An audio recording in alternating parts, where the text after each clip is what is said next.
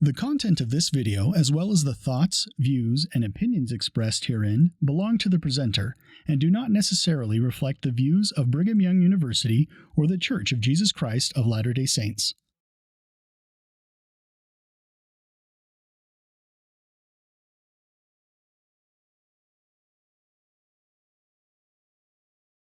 Now, we ask, why dwell on the savagery of ancient wars of all things in this enlightened age? The answer is because we haven't changed one bit. It's exactly as it was before. Came out by the same door wherein I went. This is one of the great lessons of the Book of Mormon, that we don't improve, we don't get any better at all, that today most men are as dense as they have ever been, and no matter how far back you go in time, you'll find people just as enlightened as any alive today. The picture never changes, the balance never changes. That's a sweeping statement, that's true. It's especially illustrated here in the case of war. We were talking about this, and we were using Clausewitz, whose work was published in 1833. He died in 1831, you see.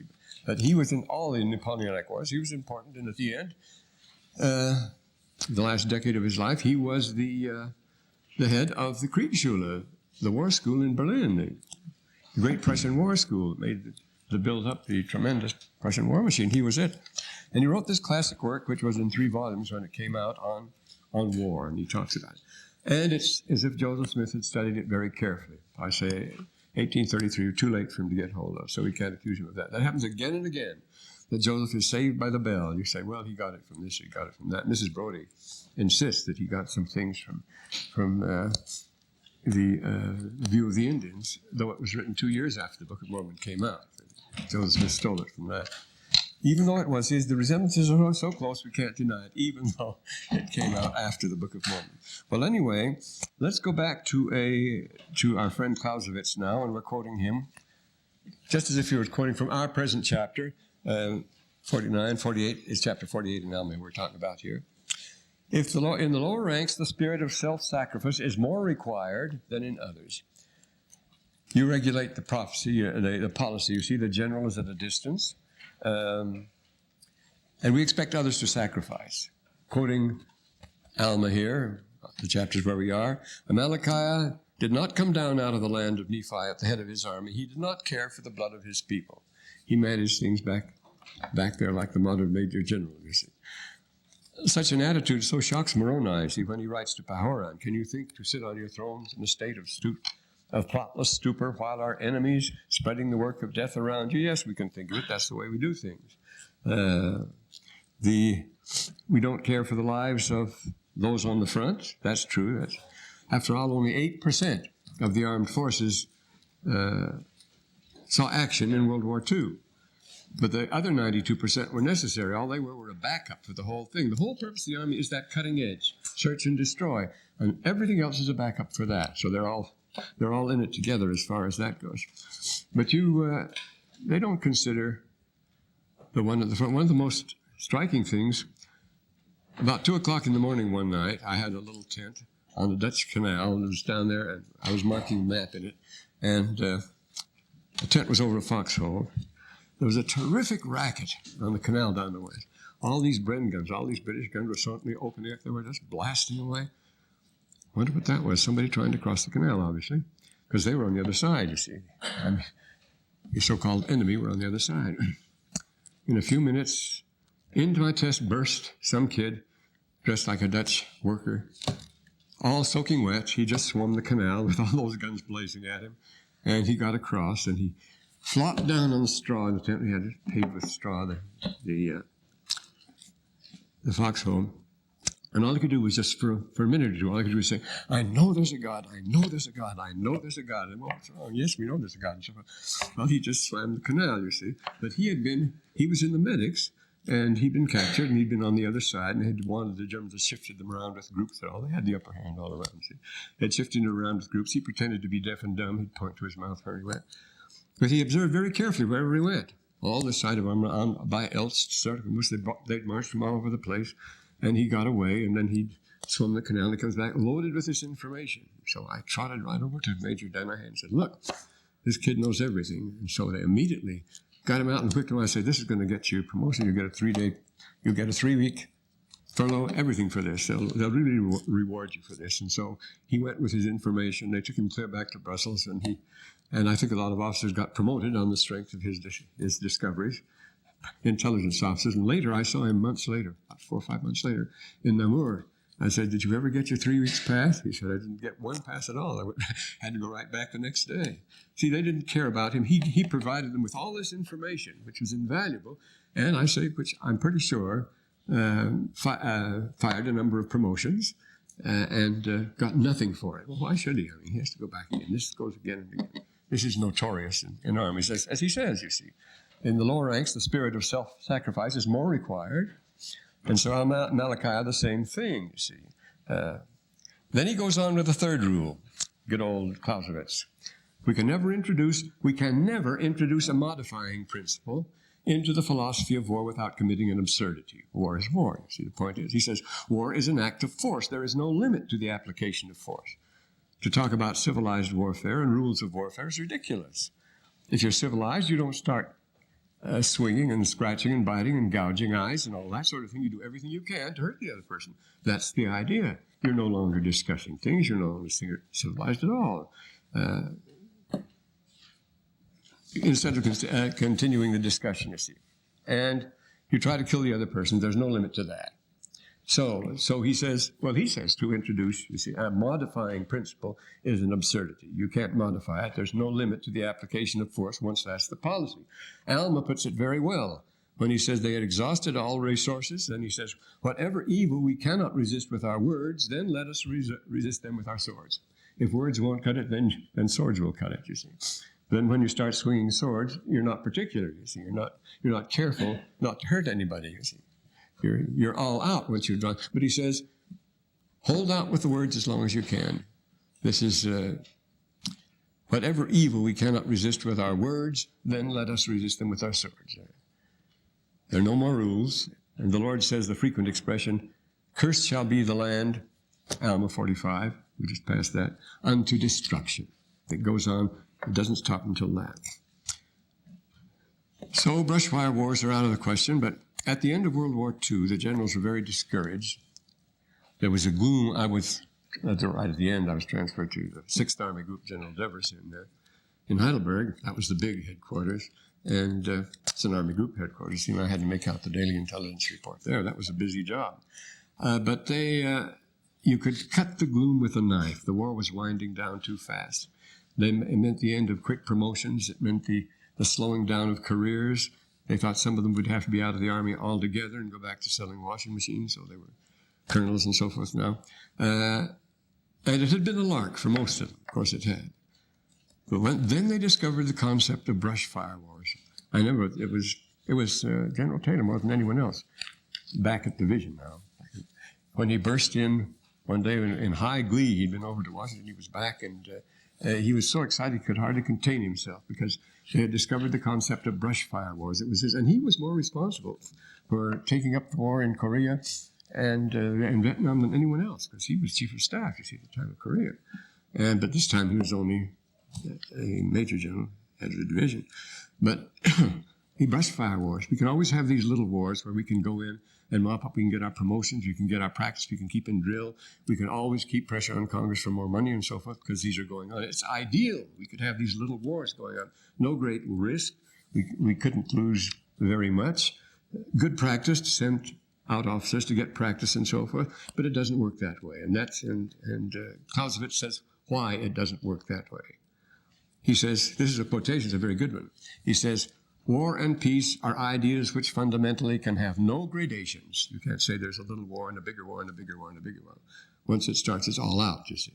And he goes on, he says, we must never lose sight of the absolute form of war. War is an absolute. See, you don't have it in degrees. You can't have a little one. Just as you can slightly murder a person, or a person can be slightly pregnant or something like that. It doesn't go that way. You go all the way in these things. He says, rather, the image of absolute war must constantly hover in the background. It's going to be absolute. And this is the Book of Mormon. See, Nephi says after one of their great victories in Alma 45, a chapter we just passed, Alma 45, we began with 46. We should have begun with 45, you see, because we didn't get up there last semester. He tells us I perceive, after a great victory, in fact, their greatest victory, Alma announced to the people, I perceive that this very people, the Nephites, shall become extinct. That's putting it pretty strong, you see. This sort of thing goes all the way. So good old Clausewitz continues, in pursuing the aim of war, there is only one means, combat. I say it's search and destroy. 92%, they're all backing it up. The whole effort is what happens on the front, the zone of contact there. And all effects are manifested in war have their origin in combat. Well, that's what it is, naturally.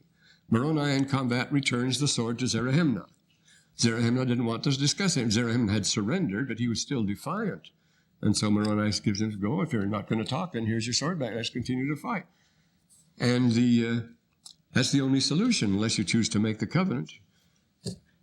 And he invited to take it back and continue, but he was doing it only as a trick. Zerahemnah was, as we shall presently see. Unless you choose to make a covenant of peace, you just have to go on fighting.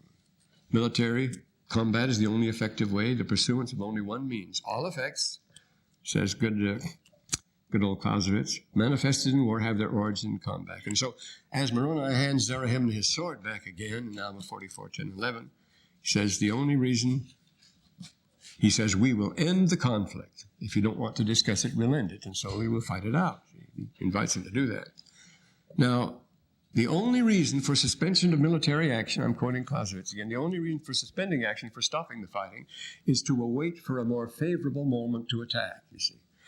Things aren't going your way, so you want to stop fighting for a while and recoup your gains and so forth. When Zerahemnah put up his sword, he was merely waiting for a favorable time to strike back. He tells Moroni quite frankly to hand him back his sword, and then he adds, we will not suffer ourselves to take an oath to you which we know we shall break. Zerahemnah's at least that honest. He says, I'm not going to take an oath because you know I'll break it, I know I'll break it. And then he gets his sword back, and as soon as he got it back, he made a surprise lunge for Alma. Before anybody was expecting it, see? He suspended action for a more favorable moment for attack. So he held it up, and they were discussing things. He took his sword back, and then he takes a pass at Alma, where instantly Alma's bodyguard takes a swab at him and cuts off the top of his skull. And he goes off, lives the rest of his life, missing his roof there. We don't hear of him again. He may not have lived very long, I don't know. But he could have had a brass plate or something put in. They did in those days. So that's Alma 44 and 12, that happens. So the lull in the battle is the time to be scary. The fatal mistake at Anzio, they landed at Anzio. See, they're going to do this in January 1944. They're going to leapfrog, so they landed at Anzio in General Scott, the 32nd Texas Division, and they didn't find any opposition. There were just two German battalions there. Germans never expected that. They were caught completely by surprise. Well, it was marvelous. But what did Scott do? The most foolish thing in the world. He said, well, it's calm now. I'm going to wait here for a few weeks to build up my forces. I have real strength, and then lunge inland. That's what they were going to do. Well, the minute Hitler heard about that, he sent everything he had down to Anzio. He just built up, and they just pushed them back into the sea again, nearly wiped them out completely. Because he waited and waited. He said, well, more fatal action, you see. They say when things are quiet, that's the time to be scared. And that was the fatal mistake.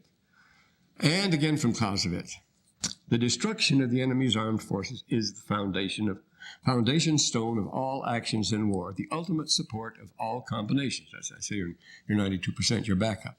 The ultimate support of all combination is the destruction of the enemy's armed forces. Well, that's what it comes down to. That's why military careers run in families. See, they do. Anyone who's a member of the has always been an army brat ancestry. That's almost invariably the rules of each high command. And they have no illusions either. The best sermons you'll ever hear against war and the cruelty and brutality of it come from generals. I mean, Taylor, after every operation, would deplore what had happened. This is a ghastly thing. Why do we have to be into this? But this thing is passed down in the family, and so it gets to be quite a respectable, taken for granted sort of thing. It doesn't turn their stomach anymore. It's the way you live. It's that sort of thing. For anybody else to come in cold out of something else, for a civilian to come in cold and suddenly see people gouging eyes out and things like that, it's pretty horrifying. It's the Vietnam experience, you see, because they were brought in so suddenly. And the theme is destruction. And the armed forces today, of course, extend to everybody, because it's the nation in arms with Napoleon. 1850, that's why he said Napoleon is the real war master. He's the one that gave us war in its purity, he says. The gentlemen's wars that were fought in Napoleon's days still But now everybody gets wiped out. The word destruction and destroy appears 534 times in the Book of Mormon.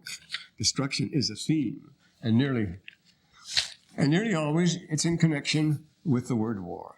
Oh, but why with war? We're told that war and plagues and pestilence and famine all go together. But wars are the part you bring on yourself. You can't play the innocent victim as you can of famine or plague. You just happen. You invite war. The army is always told that our mission, I say, is to search and destroy. So Clausewitz says, quote, "The soldier is levied, clothed, armed, trained. He sleeps, eats, drinks, and marches for one purpose only, merely to fight at the right place and the right time. It's the only reason for his existence, just to fight at a particular time and place. He has the idea that that's his only purpose anyway, you see. So you can see why the higher brass don't care much. They live in considerable luxury, but the rest of them don't. There's a famous poem about Frederick the Great at Battle of Jena. One battle or the other, one of the worst ones. I know we're getting hit very hot and heavy. One of the Reason Regiment, his giant guard, which he was so proud, started falling back under terrific hail of pressure. And Frederick rode up in front of him and said, "You're verfluchter Carols. This is treason," he says. You're running away. Whereupon one of them says, "I, Fritzl, nicht von Betrug, 14 Pennisch, his heute genug." At present, Fritzl, they call affectionate term, little Fritz.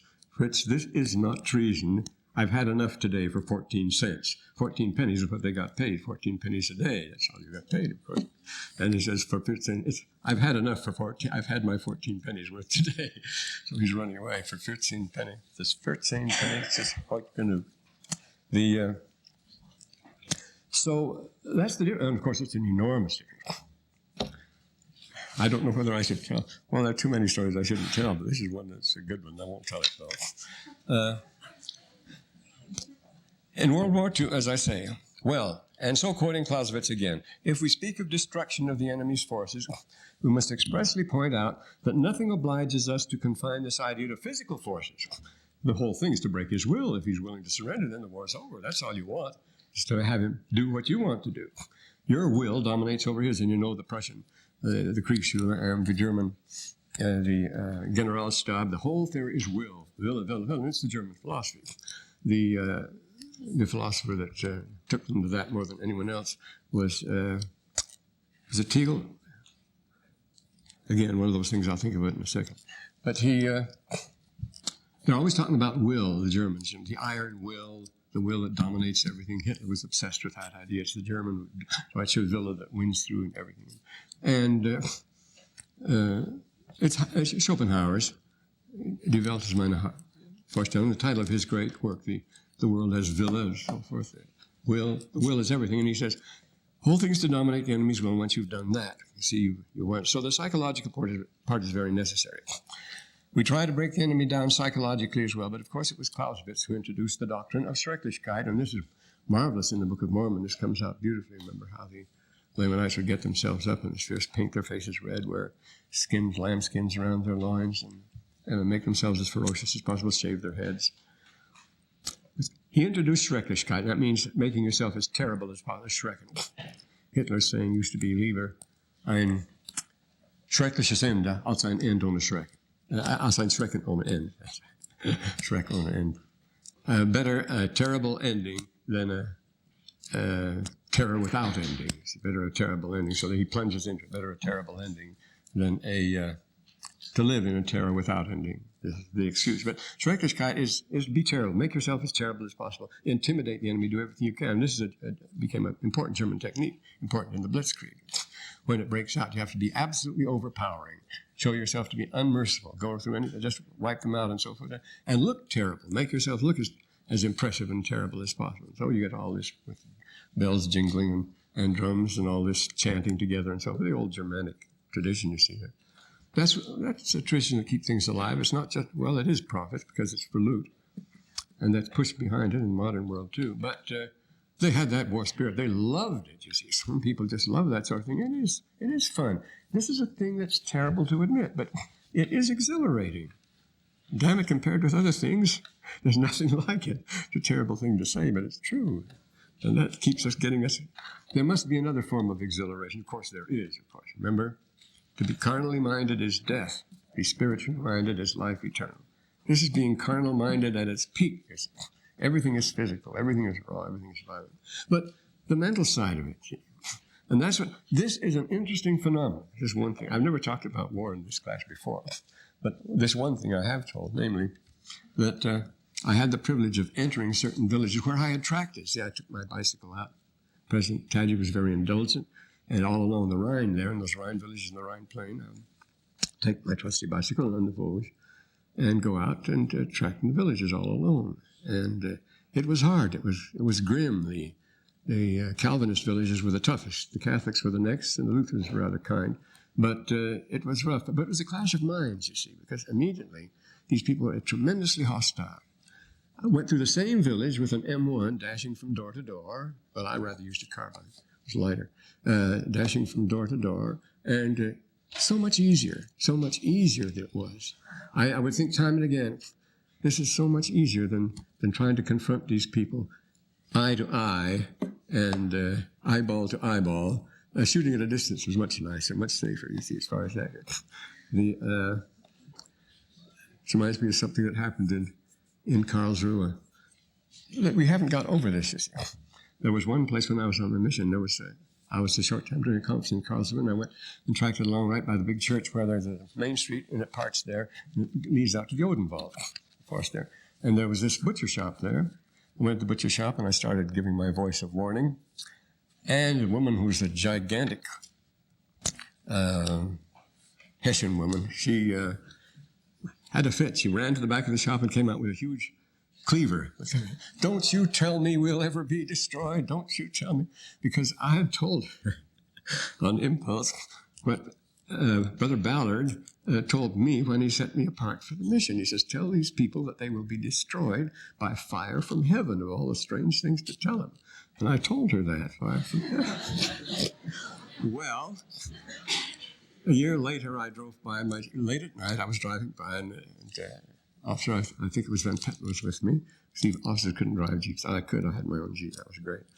And was driving down the same street in Karlsruhe in a bright moonlight. It was all ruins. It was all ruination. It had all just been wiped out by firebombs from English planes. They just wiped it out. Fire from heaven destroyed them.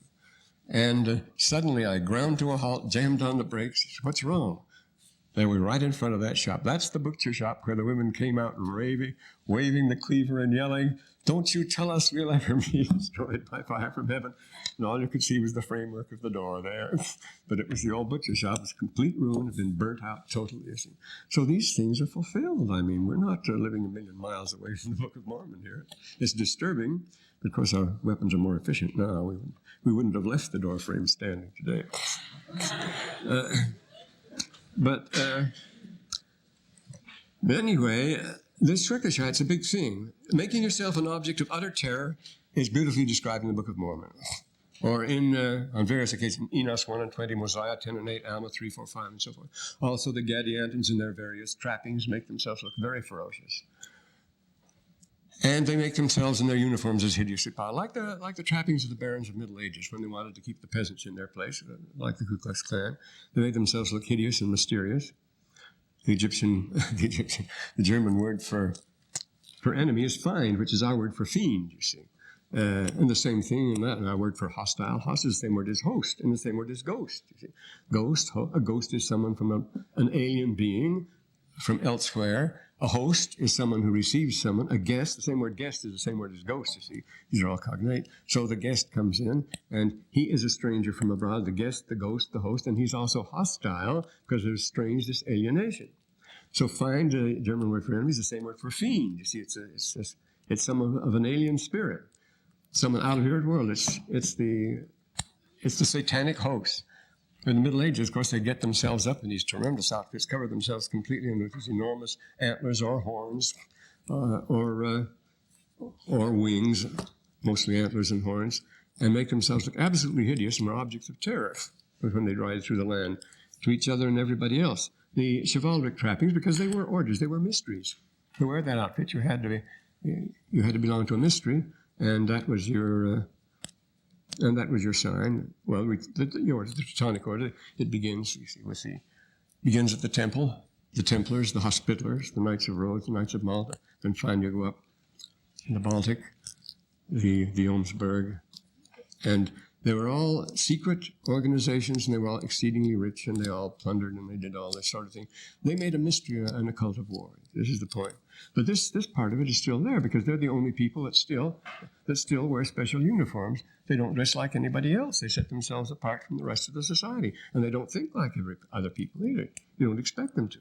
Those things you expect of them. So, well, these shows we put on, they're not very impressive. On July the 4th, to celebrate, in 44, they had over 5,000 planes fly over Normandy, all in one body, all in one bunch. They flew right over us, and the peasants looked up for a minute or two, and that was all. They weren't impressed. Those things aren't impressive at all. Special effects just won't cut it. That's all there is to it. The real thing is what counts, and that's to be spiritual-minded. That's when you know what's real. Well, anyway, as Tolstoy tells us, war is a crashing bore. All night long you pray for it to be day, all day long you pray for it to be night. And that's the whole thing. But you can use Schrecklichkeit to make soldiers an object of terror. We mentioned that. And it didn't work. The Nephites went down on their knees and started praying, and the Ammonites thought, it's our terrible appearance. It's absolutely paralyzed them. We look so terrible, but it wasn't that. They said, you must be kidding. You say, we were just praying. This is the positive action, not defensive. The armies of Gideonhi, with red on their foreheads, lambskins on their loins, and all that nonsense, they thought they were praying because their fierce appearance paralyzed the Nephites, but it was only because they're supplicating the Lord for his protection. That's in 3rd Nephi. We'll get to that yet. There's a fourth point, the one on which Clausewitz lays a very heavy emphasis, namely this. There is no other human activity that stands in such constant and universal contact with chance as does war. That's his main principle. He who undertakes war must renounce every absolute certainty of result. You never know how any operation is going to turn out. I was briefed up to the eyebrows for months on what the Operation Overlord would be in Normandy. I had to go down and brief every company just before when they were all in the marshalling area and nothing could leak out. Then I had to go, and my business was to tell each company what they were supposed to do and what they would be running into, what they could expect. I wouldn't tell them the time and the place exactly, but even that was what the general told me to do, and it was a painful assignment, going down to all of them. And the idea was I should know what was going to happen, and nothing happened. I can say that nothing happened as it was planned or expected on D-Day. And that's the only thing that saved us. When the whole company of the 52nd was dropped 55 miles away from their targets. Well, that was absurd, but it was the one thing that won the day, because the Germans wondered, what in the devil are those people doing? What's their plan? Because they had our plan absolutely down cold. The first person that came in said, he came out from behind a hedge with his arms up, happily smiling. He said, why didn't you come yesterday? We were expecting you yesterday. And then I very quickly got a mimeographed order that had come from they were the 909th. That was it was a holding division on the Coastal Defense Division. And there was the plan, all laid out exactly as we were going to do it. But it was for the day before, for June the 5th. But it was the weather that forced us to change. It wrecked our plans, but it wrecked their plans too. But I mean, when you start landing whole companies 55 miles away, they don't know what you're up to. They don't know where to concentrate their forces to counterattack. They don't know what you're doing. We landed all sorts of things, and the whole thing was that way. I mean, everything was missed. Nothing turned out, and I say that's what saved us. It was Hitler that won in Normandy, of course. He had, all the armored forces he needs. He was holding panzer divisions back in Paris there because he was absolutely determined that we were going to invade on the Havre Peninsula. And we had an awful plan for invading. The original one was Operation Rankin, and it was to invade Le Havre on March the 15th. And it was absolute suicide. Everybody heaved an enormous sigh of relief when it was called off. It was all, the general, of course, had to put on an act, though. He turned over the sand table. He threw down his hat. He stamped on it to show his indignation, and he was so gung-ho, he had to go through with this operation. So I say it was absolute suicide. But but when it did go off, you see, Hitler thought we were going to land in the harbor. He kept everything back. No, we're going to send it to the harbor. You just wait till it happens, and that gave us a chance to get a hold. Otherwise, with the greatest of ease, they could have pushed us back into the sea with no problem at all, because for a whole week after landing, we got no supplies at all because of the awful weather. It was horrible. Well, anyway, we find here examples in Alma. Alma 49. Well, it's the next chapter here. Here's a good example where we have some in the 49th chapter of Alma. He brings some out. I think that's, yeah. Yes, notice the Lamanites, very clever. They had the Zoramite commanders. They knew everything that was going on and so forth. But how great was they supposed there would be an easy prey for them. Notice, they supposed the city of Ammonihah would be an easy prey for them. But behold, how great was their disappointment. It didn't turn out that way at all. Behold, the Nephites had dug a ridge. And then notice, 5th verse. Now at the time, the chief captain of the Lamanites were astonished exceedingly. Things weren't going their way at all, but astonished. The only rule, Napoleon says, a general must never be surprised. Well, our generals are always being surprised, and so was Napoleon. I mean, surprise is the main element. That's what strategy is, to achieve surprise. Overwhelming strength at a particular time and place when you're not expected. There you have your chance. So they're exceedingly surprised, the greatness of their numbers. They had also prepared themselves with shields and so forth. Notice the 8th verse again. Behold, to their utter astonishment, they were prepared for them in a manner which had never been known among the children of Nephi. There's the genius of Moroni. He did something new. He did something surprising. And that's what makes a great commander, to have ideas of his own and to think of something new. And that's what makes the army such a drag, because they always fight the last war this year. I told you about General Colonel Coles, who insisted on a bayonet charge, because that's the kind they had in the First World War, a bayonet charge on the bridge at Carentan. The same Colonel Coles that went off to take Sergeant Bush single-handed and so forth. He insisted on fighting the First World War. Well, they all did, as a matter of fact, because it's the only war they knew. That's the textbook they had to follow. You like to talk about it and correct your errors, give us another chance. Then you regard the next war as giving them another chance, but it isn't. It's a totally different ballgame, technically, because, well, geographically and everything else. And so here we have it. Coriantumr marches right into the center of it. This is a good example in Helaman here. Coriantumr rides him right into the center of Zarahemla, the capital city of Bountiful, and he took it, catching the Nephites off guard, surprised the Nephites. But in the end, he caught himself in a trap. The reason they had been expecting him on the outside, and they had a protective curtain around the city on the outside. So he was trapped once he got in there. He had to surrender. He'd been surrounded. Everybody surprises everybody else. When he tried to get out of the land, he found the Nephites had pulled all their defenses on the periphery, and he couldn't get out. That's the first chapter of Helaman. Everybody surprises everybody else in war. Nobody is sure of anything. And so he makes this statement, a famous statement these are all famous statements of Clausewitz. Warfare is therefore a chameleon, Clausewitz explains, a strange trinity. 3 things make it up. It's composed of, first, the original violence of its essence. Secondly, the hate and enmity, which are to be regarded as blind natural impulse. See how important it was for Malachi to take a few months stirring up hate, national passion here for a war, because the people couldn't get it otherwise. And thirdly, the play of probabilities and chance, which make a free activity of emotions. In other words, war is a madhouse. Everything on the land, based on the windmill near St. Mary-Glise. There was a windmill there. St. Mary-Glise was the first town taken. And that was by the headquarters company, the one I was in. And this windmill, I have to brief all these on the windmill and so on. And of course, you know what happened. They went over and bombed the daylights out of it before we came. And there was no windmill. It absolutely disappeared, of course. Yet everything was to be judged by the windmill. Look for the windmill. There was no windmill. This, I say, is absolutely typical, as he says here. The strange trinity. Those climactic pages of Mormon describe the final wind-up. Mormon prays for God to destroy his own people if they don't change their ways. They're so hopeless. I saw that the day of grace was past with them, he says. The Nephites had reached the point of no return. Mormon simply wished them to get it over with. There's nothing more terrifying nor more vivid or to the point. It's like today's wars in Lebanon, Central America. They're madhouses. They're crazy scenes. War of all branches of activity, quoting Clausewitz again, is most like a game of cards. Again, only in Hollywood are we absolutely sure that the good guys will win. That's the quintessential plot of the John Wayne is vengeance, and he always gets up with the bad guys, and of the Green Beret and all those things. This is the theme. One of the most famous phrases coined by Clausewitz, next to the one on war is the war on politics, is that war is politics rather means the second most famous phrase is 3/4 of the things upon the action of war is calculated lie hidden in a fog of uncertainty. This is the famous fog of battle.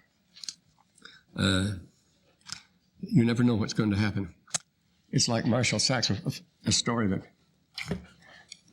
getting prepared for one operation, he gathered us around in a ring, General Taylor and Max, and he says, you want to know where you're going? Well, he says, once Marshal Saxe, he was the great general who won the Battle of Fontenoy in 1745.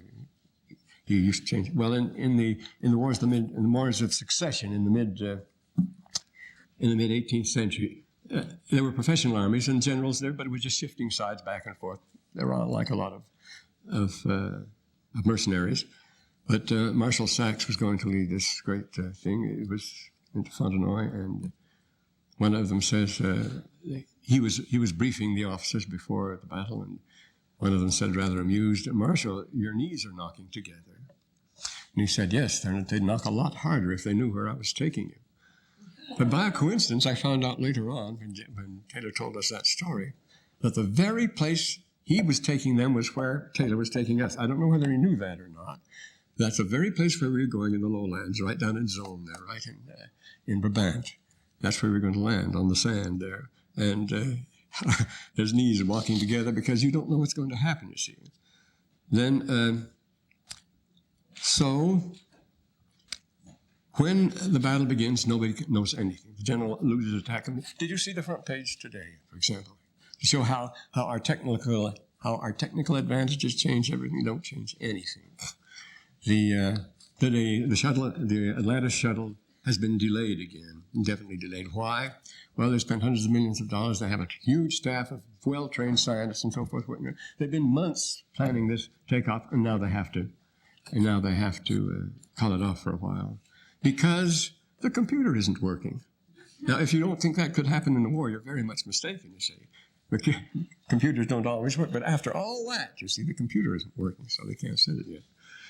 And it's the same thing here. I was attached to the British Second Army in this thing they call the Operation Market Garden when they went up to Arnhem. And within a week or 10 days at the most, they threw away all their automatic weapons. Their automatic were no good at all. They had the Bren guns, the Woolworth guns. We had a Brownies, everything. They were no good. They were all full of mud and sand. The barrels were all jammed. They just threw them away. And they did. They went back to sticks, stones, and rifles, the usual thing. But no more automatic weapons. Nothing would work.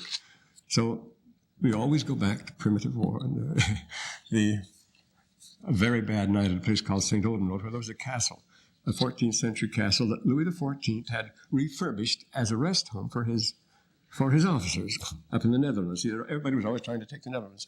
See, the Netherlands is the cockpit of Europe. And this is where all the battles take place. These are the planes that you roll into Germany, into France, depending on which way you go, into Holland, into Belgium. And so it's always the Netherlands. It always has been. And this was there. And what was I going to say? Well, I can quote some Shakespeare at this point. Look, he gives the best account of war of anyone, far better than anyone else. When Green says Shakespeare is the best historian, he's quite correct. And so he tells us before the battle of Agincourt, the great Agincourt, Henry V, for the battle of Agincourt. And that's a tremendous thing because they won against the most appalling odds. It was in 1415. That was a long time ago. But the picture hasn't changed at all. So here you are in the lowlands of northern of France and the Netherlands. They go together, of course. The Netherlands were France. Time. And Henry V come over and his army. And they, now entertain conjecture of a time when creeping murmur and the pouring dark fill the wide vessel of the universe. Creeping murmur and the pouring. Isn't that good at night over there's this flat countryside, the heavy trees, and this, that, and the other, and the farms. when creeping murmur and the pouring dark fill the wide vessel of the universe. From either camp, through the foul womb of night, smoke and stench, you say, through the foul womb of night, the hum of either army stilly sounds. Let the fixed sentinels almost receive the secret whispers of the other's watch. See, it's so still, you can hear either army. Notice the hum of either army. That's what they're all subdued at night. Dimly sounds, stilly sounds. That the fixed sentinels almost receive the secret whispers of each other watch. You can almost hear the passwords on the other side. They're so close. Then fire answers fire. And in there, and through the paly flames, and here it is again, each battle, that's battalion, each battle sees the other's umbered face. I told you the armies look exactly alike, and they do. And in the stilly fires, their camps are so much alike, the other army is your own. See, each army sees the other's umbered face. Faces are blackened. And so it happens here.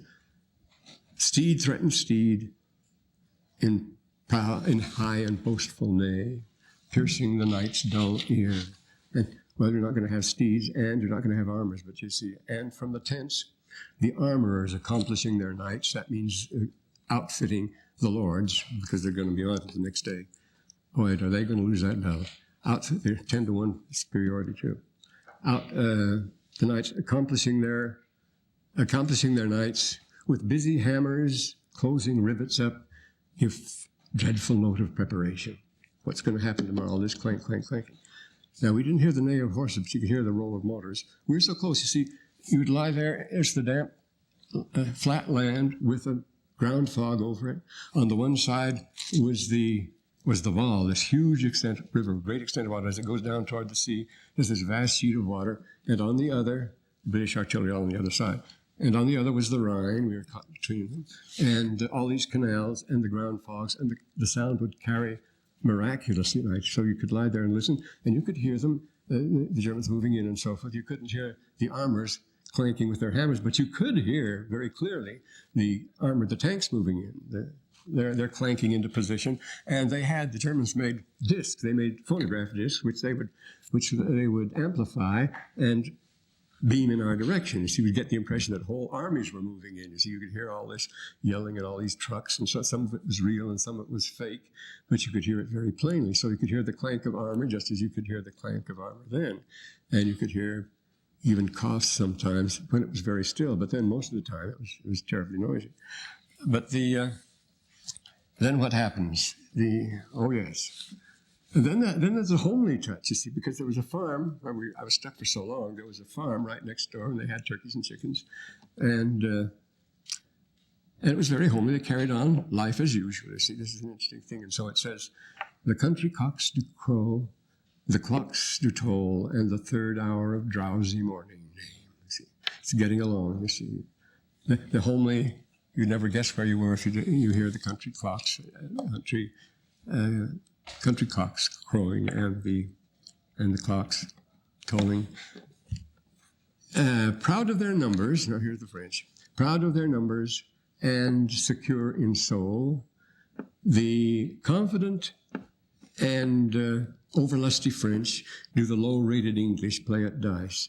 You notice Shakespeare introduces terms that were never used before and we've used ever since. He has done more for the language, of course, than any other. He in the English Bible framed the language. Notice he's talking about low-rated, things that sound so very modern, and overconfident. The French were overconfident, the English were rated too low, just like teams in a league, you see. And they were taking bets on how the battle would go on the next morning and trying to pass the night. Nobody was sleeping, you see. And chide the crippled, tardy-gated night, who like a foul and ugly witch doth limp so tediously away, will it never be morning? The poor condemned English, like sacrifices by their watchful fires, sit patiently and inward ruminate the morning's danger. You can bet they would, you see.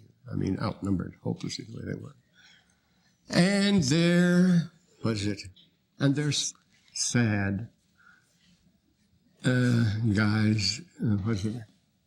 Oh, yes. It's sad, and what does it do? investing.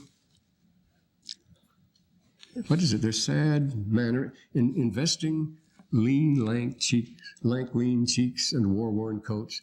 They've had a long campaign. They're just bushed, you see. Lean, lank, had nothing to eat. Lean, lank cheeks and war-worn coats. Presenteth them unto the gazing moon, so many horrid ghosts. That's what they look like. Oh, now who will behold? Now we have an essay on leadership. This is the great leader was Henry V. They say he would have been England's greatest king if he had lived, but he died quite young, just 6 years after this happened. Oh, now who will behold now who will behold the royal captain of this ruined band, walking from watch to watch and tent to tent. Let him cry praise and glory on his head. For forth he goes and visits all his hosts, bids them good morrow with a modest smile, and calls them brothers, friends, and countrymen. Upon his royal face there is no note how dread an army has surrounded him. He says enrounded him, how dread an army. He doesn't indicate fear at all. It's what he has to do. He keeps up the morale of everybody, you see. How dread an army. Nor doth he dedicate one jot of color unto the weary and all watch at night. He hasn't slept. He's been up all night, but he doesn't dedicate one jot of color to that. He's just as cheerful, but cheerful. But well, what does he do? One jot of color, but he uses cheerful. The next line. Oh yes. He looks rested and cheerful and overbids a taint. Overbids a taint would need some explanation. That means by sheer willpower, he overcomes all temptation to yield and go to sleep or relax. He just holds himself in with an iron will, you see.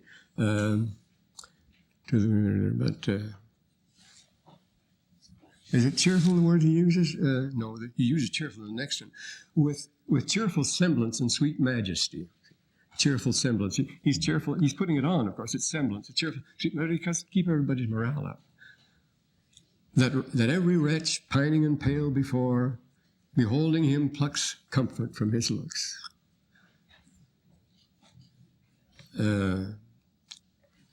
Thawing cold fear. Yeah, comes comfort from his looks, thawing cold fear.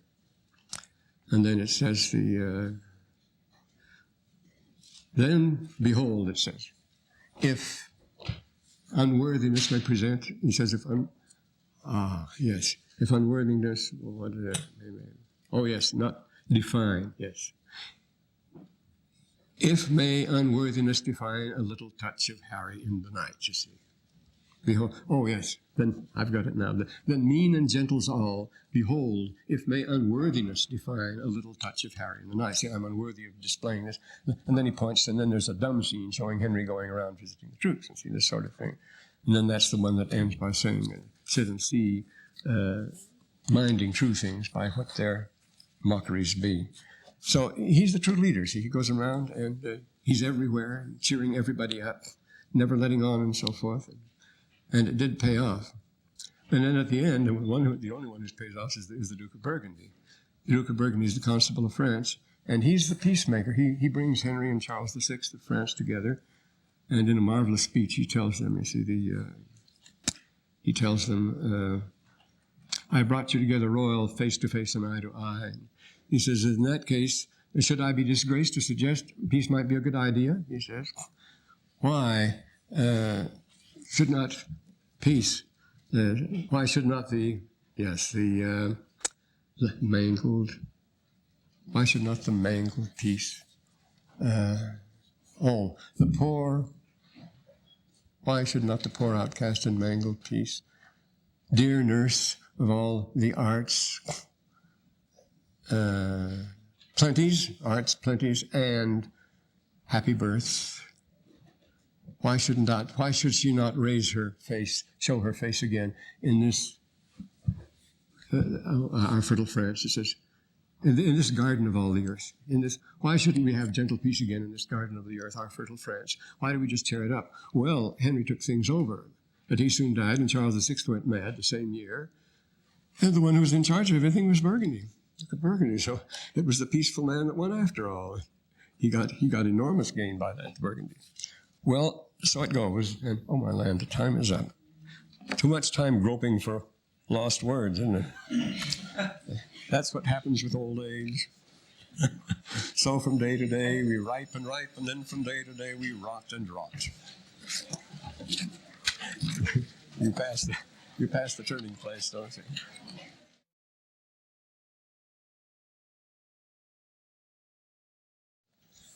Yeah. How do I get through today?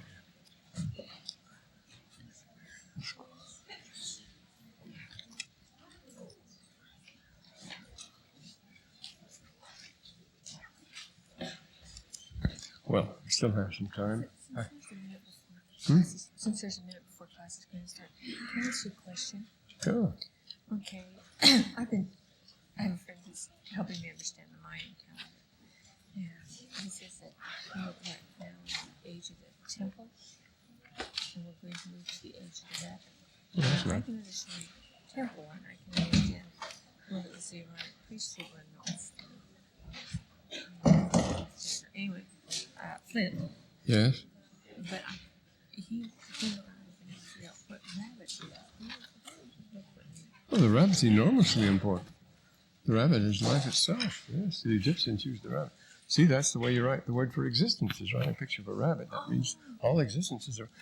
A rabbit is something that stirs in the brush, so that any sign of life itself is the rabbit, and it's the wind, Egyptian wind. And it means, of course, it's Egyptian. It's very important. It's the most important Egyptian gnome is the gnome of the rabbit, and so forth. So now, a rabbit is a symbol of vitality, of life stirring, the beginning of life itself. They always use it for that. And also for progeny, for multiplication, and so forth. The rabbit problem. The beginning of the Fibonacci series was brought to in when was it, 1170, brought to Europe by Fibonacci of Pisa from Egypt. And it was the rabbit problem. It was the rabbit problem. The multiplying of rabbits is the principle illustrated in the Fibonacci series, which dominates all of nature. All of nature is ruled by the Fibonacci series. It all goes back to rabbits. They're rabbits of the calculator. They're the symbol of multiplication of life on Earth. And the stirring of life is... The stirring of life is when existence, the mere fact that something is written by a rabbit. If it is, it's a rabbit. Oh, As against if it is not. Into the Mayan calendar of the rabbit. If it is not, it's a little bird. Because Oh, well, I don't know about the Mayan calendar. but But it's just- moving into this, and I'm going... Yeah. We're working on it, this... Oh, well, I'm not... the rabbit is not without an extremely important symbolism. But I'm not going to vouch for the Mayas. Oh. Not at all. All right. But I was just wondering what the symbol of the rabbit was. Well, that's what the symbol of the rabbit is, yes. Existence. Being, yeah. Yeah, well. Now, oops. She kicked the bucket. Let me see. You don't use that expression anymore, do you? Used to be the only way you could say it. Is Brother May here? Brother May, Brother Mai? I think he was one of those who dropped. Lucky man. Brother Muir. Are two Muirs? No.